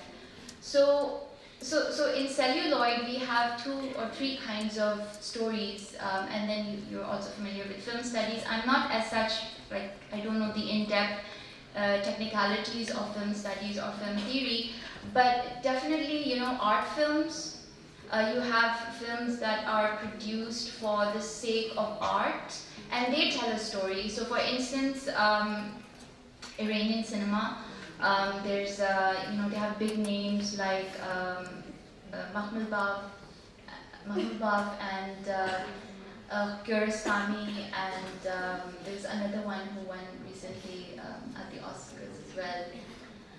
So their production process, it's very artistic, and it does incorporate what Dr. Naik was talking about, the docu-fiction, right? Incorporating the documentary with the fictional form, and even in that process, they are telling stories and they are indigenizing. So that, as an art form, has, so the medium has some depth in terms of the narrative has depth, it's 3-dimensional, multi-dimensional. But then you have the more popular version of films, Hollywood blockbusters, Bollywood blockbusters, and that is consumed the most by the people. So that means or spells out democratization the most for us. And so that's quiche. So quiche then becomes, and celluloid becomes a means of democratizing stories and narratives. And again, this is a really powerful tool, I would say. And considering the fact that we are projecting and kind of putting down the burden of our moral codes on celluloid, that needs thinking. Because for me, that's what fiction is. It's all about storytelling, telling each other stories, and all discourse, even if it's scientific, even it's a realist, it's realism, it's naturalism, it's philosophy, all of this, they're stories, basically. They're stories. So yeah, I just see celluloid as a medium. Yes. Thank you, Usma. Certainly these docudramas, this is something which we can, in the celluloid world, we can see a lot more happening and coming into shape, more so. So my next question is to you, Dr. Rusa, and coming back to this genre overlapping and imbricating each other can be seen in a process of hybridization, as you also mentioned, right? And this hybridization implicates identity, right? So coming back to our basic question, whether it is in crisis or not, but it does implicate identity, and by extension we can say, can this genre fluidity be viewed or termed as queering genres?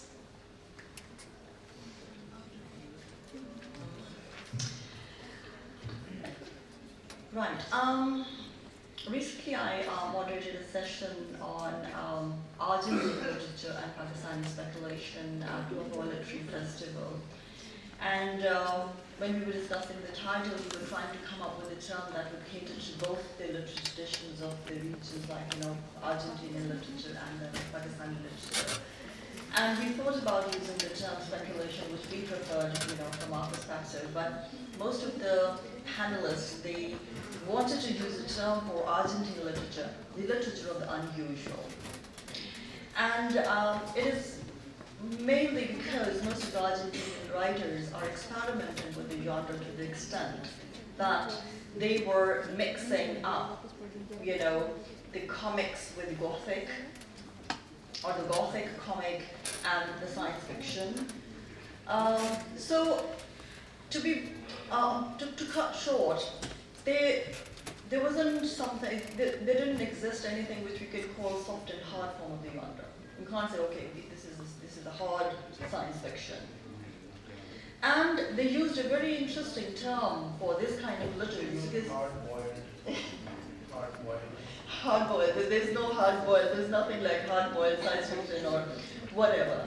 So, well, in fact, the crime fiction was kind of, blended with the science fiction or even the Gothic. So this is interesting. So they came up with a term, and that was called literature of the weird, which I find very intriguing and which kind of, refers to what you're talking about right now in terms of queering genres.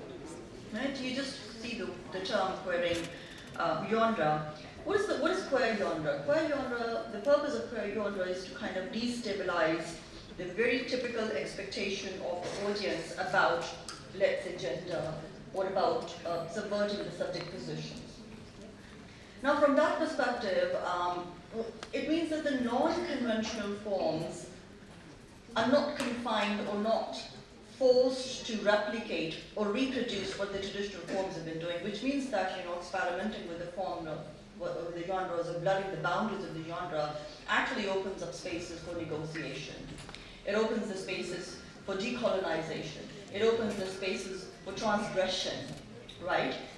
Again, for example, if I say that Daniel Mohyuddin's short stories or Angela Carter's short stories, which are basically informed by the traditional fairy tale stories, which we used to consider very innocent, and coming back to the point that every literature is informed by certain kind of ideology, what happens is that the hypersexual female characters in both these writers' stories, they're meant to transgress the boundaries, they're meant to challenge the patriarchal or more conservative societies. But intriguingly, those hypersexual women characters were using their sexuality to subvert the power equation in a society. Because that's the only thing, they're uneducated, the economic situation doesn't allow them to, for example, compete or to subvert that power structure in any other way. They're uneducated, they don't have financial resources, they don't have good jobs at hand, so they're going to use their sexuality, which is the only thing, which is the only powerful thing that they have. But does this position them in the category of good woman and the bad woman? And the answer is no. I mean, I'm not saying that Daniel Mohyuddin or even Angela Carter is a kind of, approving this kind of hypersexuality of the woman to use it as a means to overpower men. Yet, they are the women who are the makers of their own choice. I mean, we can't put them in any binary. So the purpose is simply to break the binary and to empower them in certain possible ways. And yes, for example, in Daniel Mohyuddin's stories, none of the women, for example, succeed at the end. But at least, they're in a position to take the credit of their success, and they're equally taking the credit of their failure. They're easy. So, what I'm trying to say is that the blurring the boundaries has actually, what you can call queering the boundaries, has actually helped them to transgress, to shackle the barriers in the society, and it has opened up the spaces for negotiation for most of the people. There is another very important thing, I think, that this blurring the boundaries has helped the writers to engage with the issues both at the local and the global level. They're very much interested in exploring the problems associated with their own society, but at the same time, they're competing with the West as well. They're competing with the global marketplace as well. So, for example, many writers are engaging within issues related to LGBT. They're engaging within issues related to human rights debates. So, again, because it's very interdisciplinary, but that is helping, or for example, they're engaging within issues related to artificial intelligence. So yes, this querying of the genre has actually opened up the spaces for other fields, for intersections with other fields as well. And this is precisely how we can actually, talk about the issues at the larger scale. So for me, genre or, these experimental writings, they are the spaces of, they're a source of dynamism and creativity, where writers are open to experiment with them. I mean, if you just ask any creative writer, and you just ask them that, have you thought about any particular genre? Have you talked about, for example, have you thought about writing in a particular form? They would find the question absolutely ridiculous. I think it's for us critics and academics to talk about these things, but they don't think about these, And that is why, we see this blending of, the boundaries. But at the same time, as I again and again say that our own writers are very much aware of, they're very much conscious about their own roots, they're very much conscious about the strengths of their own forms and genres, and they do take inspiration from them. I mean, I have been recently, for example, working on the idea of Islamic feminism and the feminism in the speculative genre. So I was reading Bina Shah's work, I was reading Satya Khatri's story, I was reading Shahzad Fatma Heather's Afaka and the Dept, for example. And in all the works, I, instead of relying more on, first of all, feminism, because there's a lot of, it's very different from our issues, from our problems. So I probably preferred to use Amina Wadud, for example, because I situated and I was discussing the idea of Khalifa, and it just subverted the entire definition of Khalifa in one of the texts that, that how the entire responsibility, or because they're considered to be the takers, they're considered to be the caretakers of their families. So that has been juxtaposed with the speculative genre, and I think this is only the imaginative, futuristic worlds, the worlds where the writers open up the possibility to talk about the things which generally would not have been possible, probably, in a realist fiction. So, in many ways, I think this blurring of boundaries, or boundary busting, or querying genres, or querying boundaries, whatever you want to call them, it has actually opened up spaces of negotiation for the most recent writers. But I mean, they're situating, the stories are set in the futuristic world, but as I said, that the problems that they are dealing with, they're very much related to contemporary issues and problems. Thank you, Dr. Arisa. And I think we are all familiar with this term interspecies, and these interstitial spaces can be very productive, actually, in terms of our, production of literature or whatever. So now we come to the close, and it is going to be our capping question, and I'm going to address it to Dr. Sibwood. And I would like to ask you, what is the big deal if the genre boundaries are permeable and porous these days? Are we not settling down for this newness? Or are we living in the wrong times? Can we say that? Or does the fluidity of genres in literature mean the end of literature as we know it? Yeah, this is a good question to come at the end. In the first place, I would say there's no big deal. Yeah, if these things are happening, if literature is evolving, the concept of literature is evolving, so we don't want to stay back in the 16th century. We want to move on. So I don't think that it's a big issue that there is this genre fluidity or genre crossings. Instead of getting embarrassed, or instead of getting stubborn over the old time traditional concept of literature, I think we need to move on, and we need to embrace this sense of newness. We have to settle down with this. We know there was a time when, for example, autobiography was called a bastard genre, and they were not willing to accept this genre, this kind of writing as a genre. But now, not only have they accepted this bastard genre as as a very strong way of writing, expressing yourself, In fact, now they call them life narrative studies, life writings, and everybody is jumping on this autobiography bandwagon.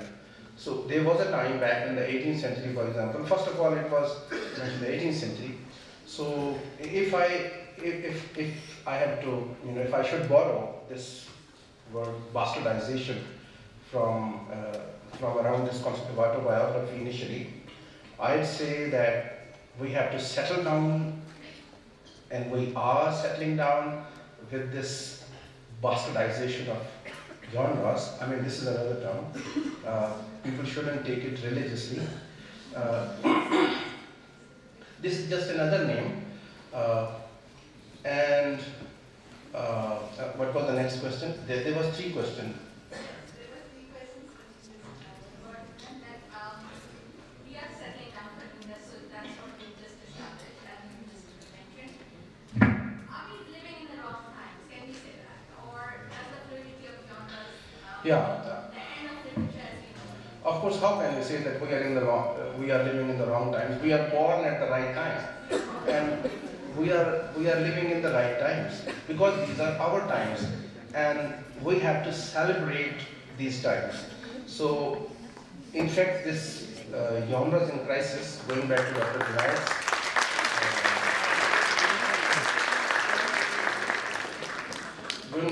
Vinayak's, idea to see if genres are in crisis. In fact, it is a celebration of this crossing, genre crossing.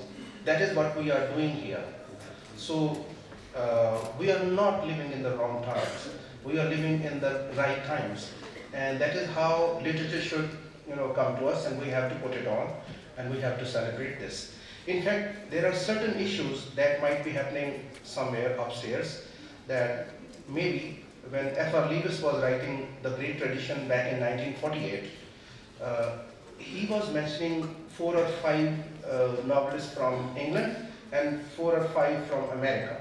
I mean, like Jane Austen, our good Jane Austen, and Joseph Conrad and Henry James. He wanted to order the British canon in order and excellence. I mean, he was trying to come up with the idea of excellence around the writings of those writers. And then he included Edgar Allan Poe, Herman Melville, and Nathaniel Hawthorne from America also, and he tried to define the Western canon. So probably we have moved on from that stipulation of the canon, and the issue that I want to refer to is that probably if somebody wants to be the gatekeeper of the literary writings or the creative writings or critical writings, they would be ill at ease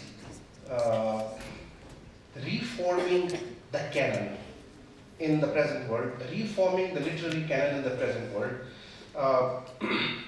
That is why I say that if we should, I think we should place the first phase of this genre formation as foundationalism, the second phase as anti-foundationalism, and the times that we are living in, these are re-foundationalism times. So we are readjusting ourselves, readjusting our kind of literature or our kind of understanding of literature, and that is why we are settling down with this uneasiness. So this is our kind of uneasiness, and we have to live with this. If somebody is writing flash fiction, if somebody is writing docu-fiction, if somebody is writing postage stamp fiction, whatever it is, these are the forms of literary writings that belong to our times. So we have to live with them. So I don't think that we are in the wrong times, and literature has not come to an end. In fact, literature is growing up, and we would move on with whatever form of literature we have got. So we know, as it was discussed by Dr. Uzma, that certain genres have established a kind of hegemony over other genres, like fiction being the most popular. Dr. Arusa has referred to the fiction also. So fiction is raging everywhere. The Booker Prize and the Pulitzer Prize and the Nobel Prize mostly goes to fiction writers. Poetry people and those who write drama, they only occasionally get these prizes. So we may be living with this feeling that there are certain hegemonic genres and there are certain scapegoated genres. So we have to live with this. And inshallah, I think these are our times and we have to put up with this.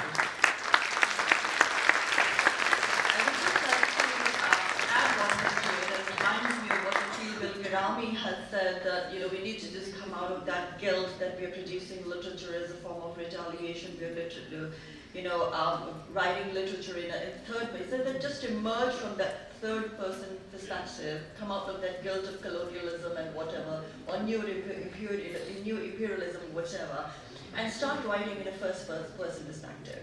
And I think this is precisely what this blending of the genres, or blurring of the boundaries of the genre has given to the writers. They've given it space to come up, emerge from that guilt, and start speaking in the first person perspective. First person perspective. Can you hear me? Yes. Is it audible? Okay. So as I was, when Dr. Sibban and you were talking about this thing, like Ian Watt, when he's writing in 1954, The Rise of the Novel, the book that he wrote, and in there also he talks about the novel has the ability to grasp everything and to engulf everything. So literature is like that in our times, we can say that. All right. So any final sentence? Since both of them have spoken, I would ask you, Dr. Isma and Dr. Inayat, just half a minute, comment on your topic.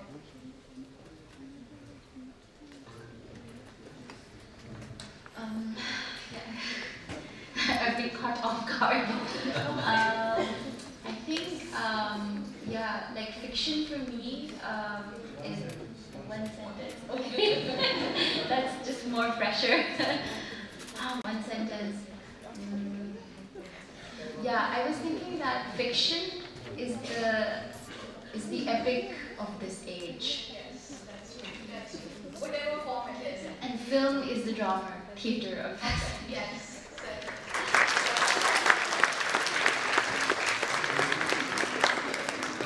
Alright, just one sentence, and I'll leave it to the audience as a food for thought. That is, when I was coming to this discussion, for this session, I don't know, all of a sudden Russian formalists came to my mind who were concerned with the form only and not with the meaning. So I leave it to you. Yeah.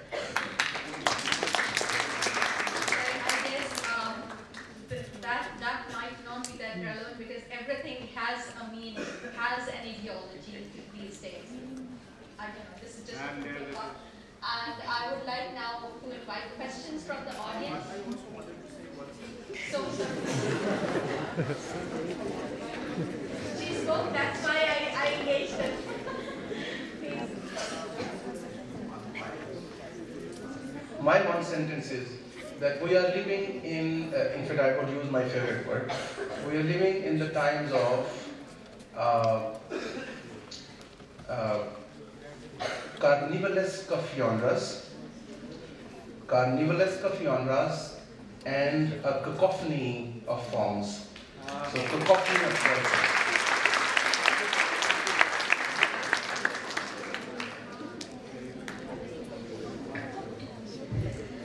Thank you, Dr. Silver.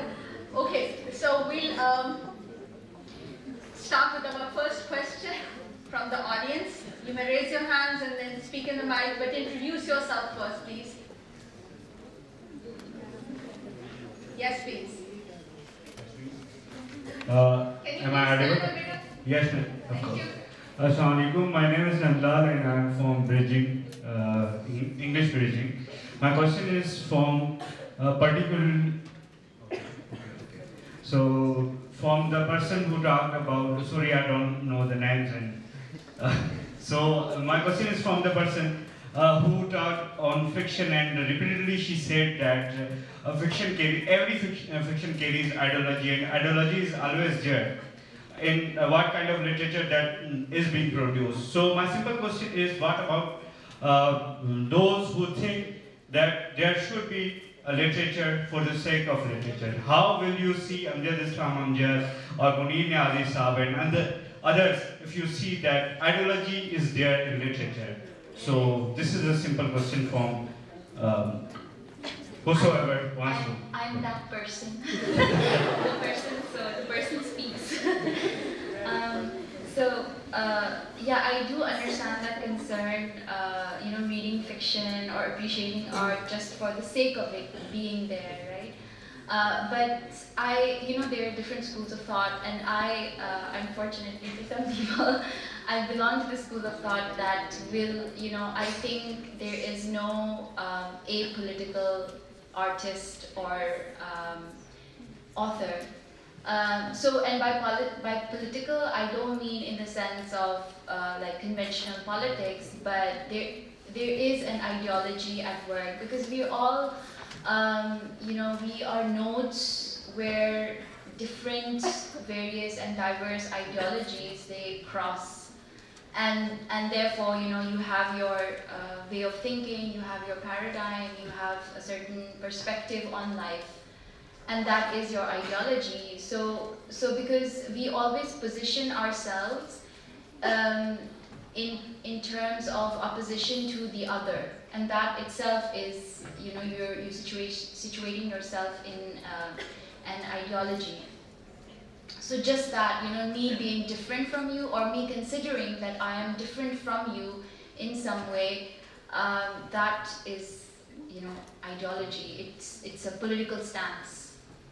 So yeah, this is how I read literature. And just to add one thing, that nothing is innocent nowadays. The children's cartoons are not innocent, video games are not innocent. So you just can't take them, at face. I will take the liberty of addressing and bridging your question with what Dr. Usma and Dr. Arusa has just said. You talked about Amjad Islam Amjad. Some years back, I went to his home I was researching about his drama. आप लोगों में से तो किसी ने भी नहीं देखा होगा वो Waris, and one of the characters of Waris of Hashmat Khan of Waris. And I was doing a comparative analysis with one of the characters of David, what's his name? Charles Dickens. No. So when I talked about it and he explained the things, I could see that he had written with an ideology behind it. He wanted to shackle those, the ideologies of that aristocratic society and the aristocratic mentality of the society of those times. Or you talk about Munir Niazi, you talk about Faz, they all wrote with an ideology behind it, Yeah, and that ideology needs not always be taken in the negative connotation, right? So I would just like to add that in the modern age, I think the Marxist ideology has produced a lot of artistic works. So most of our artists and authors have been inspired by the works of Karl Marx, and then just that as a theoretical paradigm has influenced them in so many ways. So art now again, it's not that innocent in the sense that it serves a purpose of political activism, and just dissemination of ideas. So, any other question? Sorry, any other question? I'm Mohammed Tayyar from BS English HC Morning. I've got a couple of questions from Dr. Arusa and one question from Dr. Usma. My first question is this, that you mentioned about gin boots and then you compared it to the recent sci-fi fiction. When we look at the writers like Dan Brown, Dean Koontz and Stieg Larsson and all of them just inculcating sci-fi into their fiction, can you give us a particular example from our writers who can be called the pioneers of sci-fi in our Urdu literature? And the second question, you said that they have got a lot of influence from Persian poetry. So are there the classics of Sadi and Shirazi, or the contemporary like Shahryar Tabrizi, or Furugh Farrokhzad, or Ahmad Shamlu, or Faridun? Whose influence they have more in their work when it comes to Persian? And one question about you talked about film-e-Irani or Persian cinema. So you talked about two names. I haven't heard them, so if you repeat them, I would be very delighted to hear them. And the Persian cinema is highly acclaimed. If you talk about Shahab Muzaffari, or you talk about Mahtab Karamati, or Elnaz Shekeldu, so their works like Ozan Nagashi, The Painting Pool. So how can we say that this is a kind of a crisis, or can we say that their work is not being acclaimed in all places because people are more indulgent to Bollywood and Hollywood work? And one last thing, because it's such an amazing thing that I've got zillions of questions. I'm sorry, I've got zillions of questions. Is it a crisis in genres, or genres in crisis? Because are people mostly reading literature? The literature starts at Khalid Hosseini and then ends at Elif Shafak. So they're not going for that Scandinavian.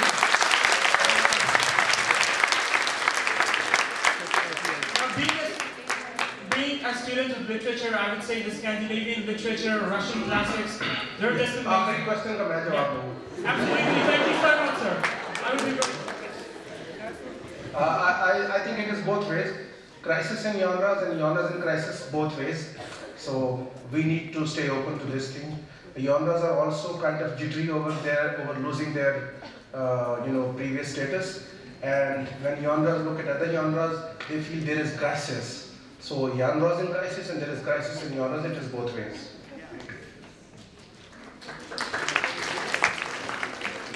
So many questions. He was talking about speculative fiction, and you were talking about the magical realism and also the... Okay, there was one question that you talked about, I was actually talking about the contemporary. Yeah, the first question related to that if there is any sci-fi, pure sci-fi in Urdu. Well, no, unfortunately, because this has been part of my project, Muslim Women Popular Genre, and I was specifically focusing on the pure sci-fi, like hard sci-fi genre in indigenous languages.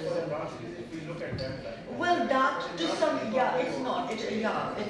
But no, we don't find pure sci-fi in our local or our indigenous literature, unfortunately. And that is why I had to shift my focus towards a critical anthology, because I was thinking of compiling an anthology, the translations of the pure sci-fi that are to be found in indigenous languages, Saraiki, Pashto, and Urdu. So no, I'm afraid we don't have many. Currently, some of the writers are writing, they're experimenting with the form, but they're all male writers. Intriguingly, it's kind of a very, you see that, it's very gendered space that's been created even by the male writers. Then you talked about the Persian. Yes, for example, Shadab Zish Hashmi, she's the one, who's actually taking inspiration from the ghazal forms, and she's also taking inspiration from the Persian traditions. Amir Hussain is also sort of, for example, he takes a lot of inspiration from the Persian. And spiritualism, for example, and some of the spiritual or the Sufi literature, that was something, a kind of source of inspiration for Usman T. Malik and for Sadia Khatri, all these writers. So a lot of these writers who write speculative literature, they're actually taking inspiration from their own localized, very much Islamic, mystic and Sufi traditions. What was the next question? Sorry. That was, okay, yes. Yeah. Okay, so I think you were asking me what names I named of the Iranian film directors and producers. So Abbas Kiarostami and Mahmoud Baf. Mahmoud Baf was, I think, from the 70s, 60s and 70s. He was most kind of, he was one of the pioneers of that artistic genre in Iranian cinema. And Abbas Kiarostami, he died recently, I think it's been a few years, but he's a bit more contemporaneous. He does have a really large oeuvre of films that he has directed, and I named these people as a reference of art film, alternative cinema that is not mainstream, it's not as democratized as such. So Kiarostami, I personally really love his films because he doesn't really actually translate fiction into the film form, the filmic form, but he just experiments with film itself, with camera work, with documentary filmmaking style, and folkloric incorporation into his narratives. And mostly, he has a signature style. His films mostly feature people traveling in cars, and whatever happens inside the interiority of the car and the outside, I think that's really beautiful. So in that sense, as an artistic expression, film as an artistic expression. Thank you. We can have only one last question from the audience. So, yes. Thank you, professors, for such an enlightening talk show. I just wanted to continue the question of my fellow, for Ma'am Usma, that when she talked about that we cannot separate ideology from stories, and when we look at the current writers, for example, Sally Rooney, who takes inspiration from Marxism, why is there still criticism on writers like Sally Rooney or, for example, Khalid Hosseini or Mohsin Hamid or Fatma Bhutto, when they are incorporating culture or, for example, South Asian roots with ideologies from before? We talked a lot about de-alienating genres and their boundaries. Should there be some caging of genres too? Because in postmodern world, in post-structural world, if we see every person has access to art, and art should be liberated, but also it creates confusion for us as readers, as if a writer writes, for example, if Sally Rooney writes on Marxism and she romanticizes mental illness in women, many women like me will take inspiration from her writings. So should there be some caging of genres in that sense, that every writer should not be allowed to, express their ideologies as freely as they should, because they are encouraging young minds and younger generation when it comes to ideologies? So I'll begin with your last comment. I think it's more of a comment because so you're saying you take inspiration from that fiction, yet you're asking why it should not be caged into a genre. So that's exactly why it shouldn't be, because I think it stems the creative process, the fountain of creativity, right? It needs to be given a lot of freedom. I think the collapsing of boundaries between genres, this is not a deliberate process. This is much more organic than we think. It just happens so because the process of creativity, it takes certain directions which are very holistic and organic depending on the artists and the authors producing that work. So you can't really stop, put a like a barricade that process. I don't think that's very healthy for society to grow, because we're all humans, we're organic beings, we grow, and although I'm more of an anti progressivist person in terms of my decoloniality and that kind of questioning the whole linear progression of history and the evolution of society. I do question that, but that doesn't mean one doesn't recognize the growth, the organic growth of something that is coming from very, very human experiences. So I think that's why genres cannot really be reified or made into these rigid structures. And I think your question was about why it is why is it? So what's wrong with ideology? So I think they're not really being criticized as much because they represent the global left in so many ways, in so many bifurcations and branches of the global left that has emerged. I haven't read these novelists except for Fatma Bhutto's one novel, which I read, and I found Fatma Bhutto to be very, she's very transnational in her outlook. She's very global. She's a global citizen, and then also she has a history, given her background of that Marxist history, her father being the founder of a communist party in Pakistan. So yeah, that's understandable. Her father as well was, he formed that, Mumtaz Ali Bhutto formed that communist group that hijacked the plane. Yeah, so that hijacked the plane in Kabul. Yeah, Al-Zulfikar Tanzim. And they were very kind of, these political activists. But, so yeah, I think that's fine. That's fine. She's a Marxist and, or that leftist tendency is there. But just as a footnote, I would like to say that I have more, I'm all for decoloniality and decolonizing epistemology, and I see the left as an outcome and as an outgrowth of Enlightenment philosophy, political philosophy. So for me, I would not agree with her, but we all agree to disagree. Whatever you just said, this requires another sitting, and another talk, because this is taking to another. So thank you so much, Dr. Inayat, Dr. Usma, Dr. Arusa, and Dr. Sirpit for being here and for this enlightening talk, quote unquote. I would like to give the mic over to the host, please. Thank you, ma'am. It was indeed a very interesting and informative session for all of us.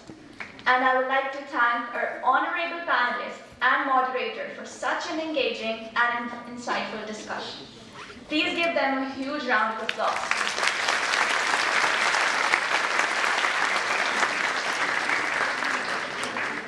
A special thanks to our Honorable Dean Faculty of Arts and Humanities, Professor Dr. Muhammad Safir Aman, for gracing this event with his presence. Thank you, sir.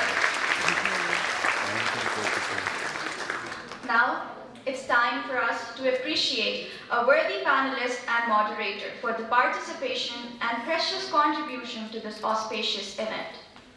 I request Honorable Professor Dr. Muhammad Safir Aman, Dean Faculty of Arts and Humanities, to please come on stage to distribute shields and certificates among the panelists and moderators.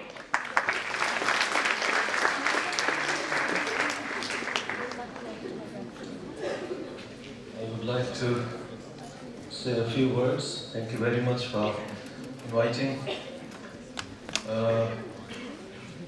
First of all, while you are in the company of such, literati, with a little bit of hint of glitterati also, it's very hard to add anything to the knowledge that you have already got from them. Just one advice: what to do with that knowledge. That is, very important nowadays. When I sit with other deans in, meetings upstairs, they are always floating in an air of self-importance, because they think that they are dealing with more important subjects that have more social, technological relevance to Pakistan and to the world. And there sometimes I feel, a little cornered when I am announced as Dean Faculty of Arts and Humanities.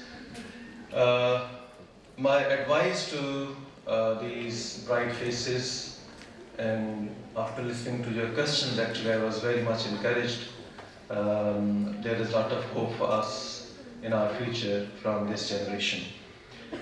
So my advice is that think about how to make this knowledge that you get every now and then from different forums, how to make that knowledge socially relevant. And also, particularly nowadays, the question which is increasingly and emphatically asked is how to make social sciences and humanities in particular economically relevant also. Even in a meeting yesterday, somebody, an important body in fact, mentioned that we need to increase the number of students in IT, and we should decrease the number of departments of social sciences in this university. And this is a thinking of all education managers, I think almost everywhere in the world now, the kind of economic crunches that we face throughout the world. So this is a legitimate concern, and we who consider ourselves as the gatekeepers, you can say, are responsible humans for the human culture in this world. We also need to come out of our boundaries and come down to earth, because we have been living too long in the world of the nightingales and the skylarks. It's time to be very down to earth and make ourselves socially and economically relevant. My advice to the departments, both the departments, is this: that since we talk a lot, and when you talk and when you listen to such very kind of enlightening and entertaining talk, then this entertainment, this lazzat that we derive from the flavor of that talk, that lasts like all flavors in our mouth or in our minds, but only for some time. ये मसला है, जितनी भी लज्जतें होती हैं उनके साथ उनकी ड्यूरेशन जो है बड़ी कम होती है. So how to make or how to create something material out of that enjoyment that we derive from such talks? Think about that. And the advice that I was going to extend to the departments is that they must now hold workshops about how to not only talk about stories, but also how to make stories, and how to turn those stories into visual art forms and upload them on the social media, and we ourselves should become, our students should become the story makers instead of all the time following the other story makers in the social media spaces. So please think about this, and you may coordinate and collaborate with the Media Studies department. You can also yourself learn how to run a camera and how to tell a story, whether it's written by yourself or somebody else, some very, very short story, and dramatize it and give it a visual effect, and that will maybe earn you some money also. Nowadays it's very easy to earn money through such means. Also, I was intrigued by this woman who comes nowadays on YouTube. She has been creating e-books, very short e-books, from the existing materials, and her own contribution is not much, but addressing different needs of people. For example, psychological needs of people, or the cultural knowledge that people want to get, or the medical needs of people. Small e-books are created by them, and they are earning money also. So how can we, the students and the teachers, the faculty of arts and humanities, can also contribute economically in the economy of our country, and by that we can also improve our personal finances. So I'm very sorry to mention this after this high-powered talk about so many good grand ideologies and Marxism, and the mentioning of so many posting of the posts. Sorry to mention economy also, but as Dean perhaps, and as the eldest, maybe in terms of age also in the department, it's my responsibility to alert you to some painful facts of our life. Thank you very much.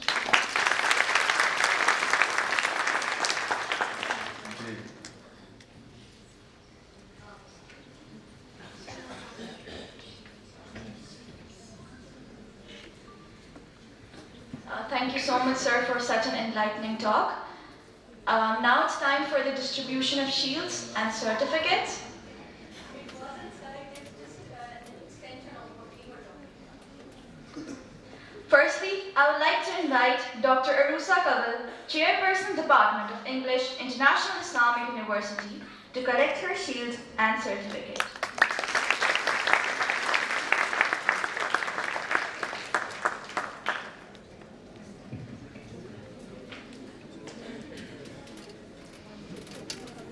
Thank you, ma'am, for gracing this event with your presence.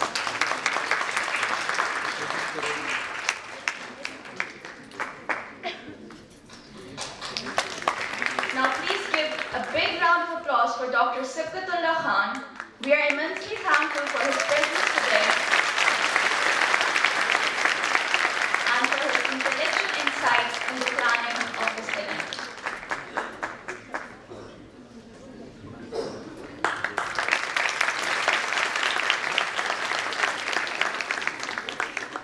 Next we have Dr. Inayatullah, Head of Department, English Graduate Studies. Please give him a big round of applause. Thank you so much, sir, for your valuable time and presence. Please put your hands together for Dr. Uzma Abid Ansari for a very enlightening discussion. Thank you, ma'am. Last but not least, we have our wonderful moderator, our very dear teacher, Dr. Rabia Amir. Please give her a big hand.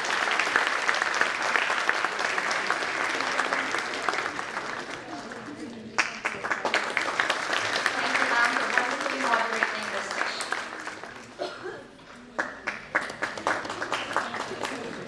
Thank you, sir. This brings us to the closure of this event.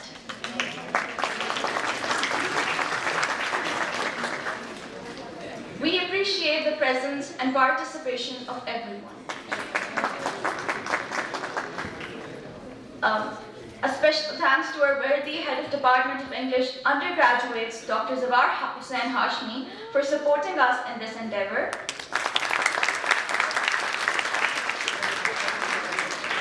Now, I'll request all the panelists, moderator, and ELS team members to join us on stage for a group photograph with worthy Dean, Faculty of Arts and Humanities, Professor Dr. Muhammad Safir Awan.